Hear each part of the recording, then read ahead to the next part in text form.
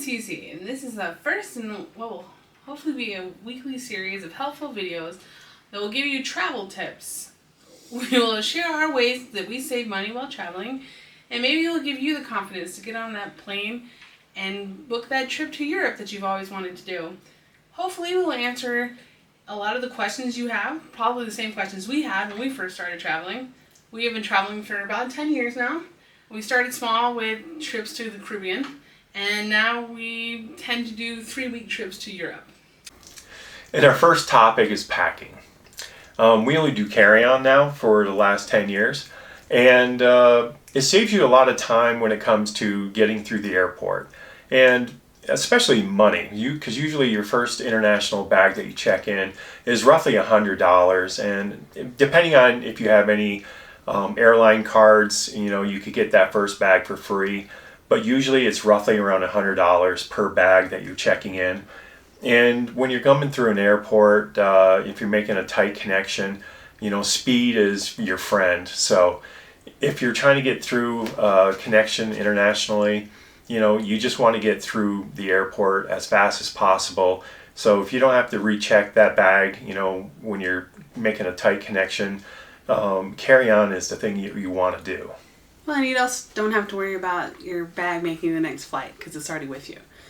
So of course, with carry-on, there is size limitations. So for domestic flights, the bag size for carry-on is 22 inches by 18 inches by 10 inches. And for international, that is a little bit smaller, and that is 21 inches by 15 inches by 9 inches. And there is a weight restriction, and that is 8 kilograms, which is roughly 18 pounds. So doing carry-on definitely restricts the amount you can bring as well.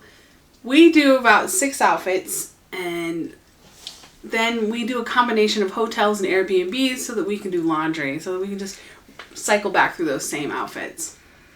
Packing cubes make it so you can compact the stuff to put it into your carry-on easier. So this is what I pack in my bag. We have about 4 pairs of pants and a skirt. I bring 5 to 6 shirts.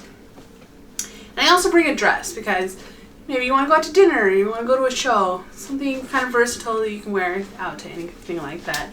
Of course, there's also 6 pairs of underwear, 6 bras, socks. I bring a jacket because you just never know what the weather's going to be like. Maybe it's cold, maybe it's raining, right? It's Europe. And then I bring a toiletry bag, which has very minimal items because a lot of times we just go to a grocery store and we buy the larger item over there. It's not that expensive, and it's easier than having to carry it with you. Then I have hair tools, right?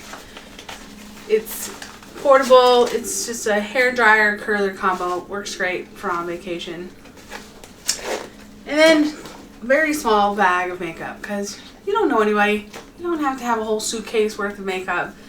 Just something small, foundation, blush, eye stuff, that kind of thing. And that's it. That's all I bring. And it manages to fit inside this bag. So this is everything packed into the bag. This is the Eagle Creek Expanse 35-liter convertible carry-on. It's new this year, just trying it out, so we'll see how it goes. Already one kind of frustrating thing about it is this strap here doesn't expand or get smaller. You just kind of have to hope you can shove it in and click it closed. But that's everything in there, and then just zip it up. And there it's all fits. The really cool thing about this bag is it also turns into a backpack. So when you're walking down those cobblestone streets in Europe, you don't have to try to pull it down there. You can just put it on your back. Makes it a whole lot easier. What I used to carry is this Rick Steves travel backpack. And it was great. It definitely held a lot more than this bag does. But drawback is you have to be able to carry all that on your shoulders. So all those long hours in an airport, or when you took a train and now you have to walk 15 minutes to your hotel, you have to carry this on your back. That can definitely start to kill your shoulders. So, pluses and minuses to both bags. A little smaller, but it also can be pulled a little bit bigger, but you have to be able to carry all that on your shoulders. So, pluses pluses and minuses. So I also bring a second bag, a second carry-on that I put under the seat in front of me, and this bag here. And in this bag, I managed to fit like my laptop and charging cords and all that kind of stuff in here. An umbrella, because you never know if it's gonna rain. The travel power adapter, which is an absolute necessity when you're traveling overseas. I also bring a little travel purse, because I don't want to be carrying this big bag when I'm just walking down the streets. Little travel purse is perfect.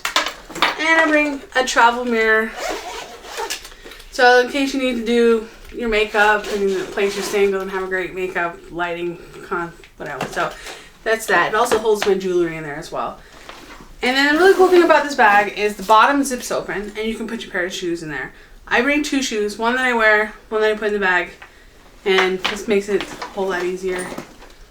So. Alright guys, we're a lot easier to pack for. For example, I have 6 shirts, 6 pants, 1 pair of extra shoes, 6 socks, a grocery bag, 6 pairs of underwear, and an umbrella. And so what I do for my socks, I roll them up individually and I place them into my shoe, so it saves me some space in my bag. And on the next shot, I'll show you how this is all rolled up into my bag, and we'll go from there. Alright folks, now this is what everything looks like when everything is put into the carry-on. As you can see, it's very tightly packed in, everything's strapped down. I will admit, I do use a shirt folder to get everything into the packing cubes, and that really helps to get everything nicely folded in there. But after you do that a few hundred times, you can actually do this on your own, so you don't have to use that after a while. And so after I get my umbrella in there, as you can see, it's pretty tightly in there, and you can fold this up and zip it up pretty easily. And I still have a lot of space left over to put anything else in there, and some cords or anything else that you may have. This pocket's still open, and also I still have this open pocket. But the best part is on this bag. This is a Rick Steves travel bag that is one of their newest ones. I'm a big fan of his collection of books throughout Europe and everything else. But you can actually put a tablet or a full-size laptop in this, and it goes all the way down to the very bottom.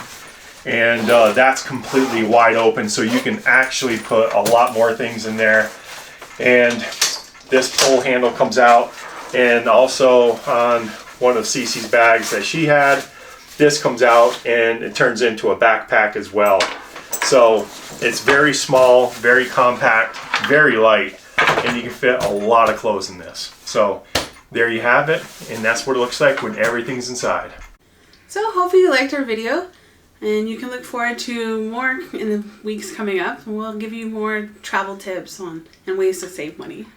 And in the next couple weeks, we will be going through Germany, Austria, Hungary, and Poland. So we'll have some nice scenery and a lot of historic sites that we will be visiting. So if you like our video, please hit like and subscribe. See you soon.